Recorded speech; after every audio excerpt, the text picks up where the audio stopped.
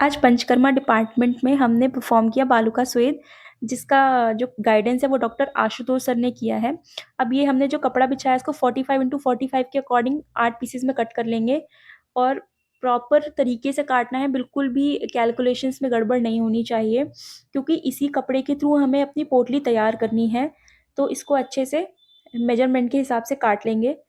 Sir ने हमें measurements दिए थे, उस हिसाब से हमने इसको प्रॉपर्ली कट किया है। सर सारा कुछ चेक भी कर रहे हैं। अब खाली कढ़ाई जो हमने गरम रखी है उसमें डालेंगे बालू का 3 किलो, और साफ एकदम, जिसमें कोई भी कंकड़ या कोई भी मिट्टी विट्टी नहीं होनी चाहिए। सर ने अपने गाइडेंस में ये देख लिया था कि जो हम बालू का यूज़ कर रहे हैं वो प्रॉपर क्लीन है। अब उसको अच्छे से गर्म करने देंगे कढ़ाई में और कंटिन्यूसली उसको चलाते रहेंगे। अच्छे से प्रॉपर्ली उसको पूरा ऊपर से नीचे तक चलाना है। देखिए अब बालू का हमारी हो गई है गरम, इसका टेम्परेचर मेंटेन कर रहे हैं, और जो कपड़ा हमने कट किया था 45 इंटू 45 में, अब उसमें हम इसको भरना शुरू करेंगे, क्योंकि हमें पोटली का निर्माण करना है। तो उसमें इसको डाला जाएगा। पर पोटली का जो वेट है वो 375 ग्राम होना चाहिए। उस हिसाब से हम इसमें स्पून बाय स्पून ऐड करते जाएंगे। सर ने बोला था कि मतलब मेजरमेंट्स जो है वो बहुत एक्यूरेट होने चाहिए, रिजल्ट्स तभी प्रॉपर आते हैं। और देखिए, सर ने बताया कि ये भरने के बाद हमें किस तरह से कॉर्नर्स को फोल्ड करना है कि ये जो पोटली है वो एकदम प्रॉपर और एक्यूरेट बन जाए। देखिए अब ये बन गया है। नीचे के पोर्शन को टाइटली पकड़ लेंगे ताकि वहां से बालू का बिल्कुल भी निकले नहीं, लूज नहीं होना चाहिए। अब इसको बांध देंगे।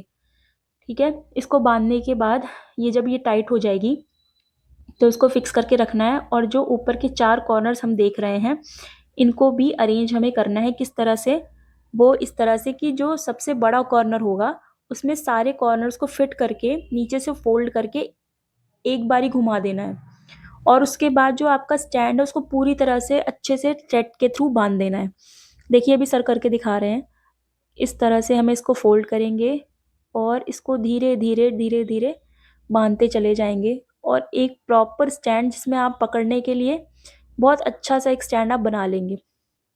देखिए इस तरह से ये प्रॉपर्ली बंध गया है। अब एक जो लास्ट एंड बचेगा उसको फर्स्ट एंड के थ्रू टाई अप करके एक नॉट बांध देनी है। और ये जो आपका बन गया है इसी के थ्रू आपको इस पोटली को पकड़ना है।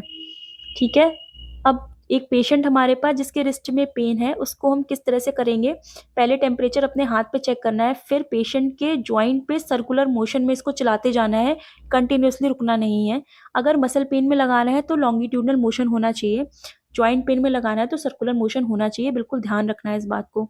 इसको जब आप करेंगे तो आपके कोई भी पेन, जैसे रिस्ट पेन या कोई नी पेन है, उस टाइप के पेन्स में थोड़ा रिलीफ मिलता है और इसको कंटिन्यूअसली करने पे बहुत आराम मिलता है। ये आज का हमारा प्रैक्टिकल बहुत अच्छे से